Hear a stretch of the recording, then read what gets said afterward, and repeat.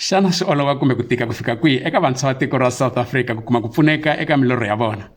A hi hlanganeni na muntshwa Lloyd Mashele loyi a tsakelaka ku rima hi vona leswaku swi olova ku fika kwihi. Avuxeni, vito ra mina Dennis Salani. Inkomu eka vanhu hinkwavo loyi a vulavulaka laha i Lloyd Mashele wa ku huma emugangeni wa Kahlengani eka Xikundu. So i munhu loyi a rhandzaka swinene swa vurimi. Hi malembe ni ri na 26 years, se ni rhandza ku encourage vantshwa swinene leswaku lava nga na vuswikoti byo rima a va ti hi ta hi rima, kumbe kolomu va nga kona va rima va nga zi va tikeriwa hi nchumu. So leswi ni nga swi rima laniwani i mihlata, hi xilungu ku nga ti-sweet potato.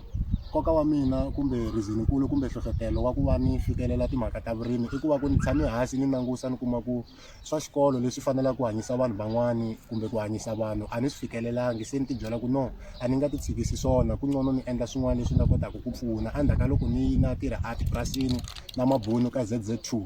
Nte loko ni vuya kaya ni vuya ni vaviwa swinene ku hikwalaho ka yini mabunu ma kota ku teka mati na mbewu ma mikixa ma endla mali swi tsandza mina.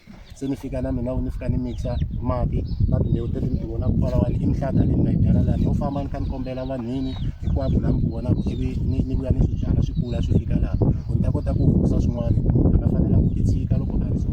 Product ya mina loko se yi ri ready yi vupfile ni kota ku famba hi basikiri kwala switandini ni famba kha ni xavisela vanhu va lava ni hanyaka na vona kwala lokalini na kwalomu swiphazeni leswi tsanana na nghena ni fika ni xavisa na kona. Kasi kun'wana laha ni yaka kona ni tala ku ya eswidorobanini swa le kusuhani hi basikiri ni bele gasi ra mina ni fika ni xavisela vanhu lava makete. Se na swi navela ku product ya mina yi nga xavisiwa ka makete lowu kulukumba kumbe ka makete leyi kulukumba. So nkingha ya mina i ku a ni na connection kumbe vutivi bya ku va ni fikelela hi ku na swi tiva ku swilo swo fana sweswo swi endliwa hi mali hinkwaswo. So ni kombela ku varhangeri va vantshwa hinkwavo va hi pfuna ku hi kota ku fikelela, hi mhaka ku ha swi tiva ku onje hi laha tikweni ra hina ra South Africa ku na timali leti humaka ta kota ku pfuna vantshwa, kambe hi ku a hi tivi tiakhawunti ta tona kumbe lomu ti nga kona a swi nga hi oloveli ku fikelela, kambe hi kombela ku pfuniwa ka varhangeri va vantshwa.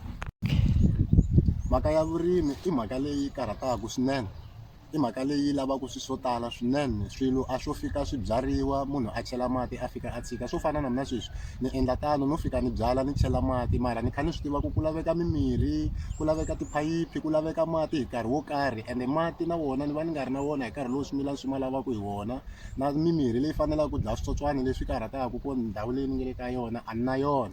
So na swi tiva ku ri laha tikweni ra hina ra South Africa ku na vanhu lava va kotaka ku pfuna. So mina a ni tivila ku pfuniwa ku kona kumbe tiofisi ta kona, hikuva laha mina ni nga kona tiofisi a ti kona emugangeni wa hina eka Malamulele. A ni ta kota ku ya kona na vakhanselara va hina, a ni tivi ku ni nga swi endlisa ku yini ku ni va kuma ni vulavula na vona ku va kota ku ni pfuna. So ni nga kota ku siya tinambara ta mina eku heteleleni ka mhaka ya hina ku loko ku ve ku na lava va tivaka information ya swilo leswi hi vulavulaka hi swona ni kombela ku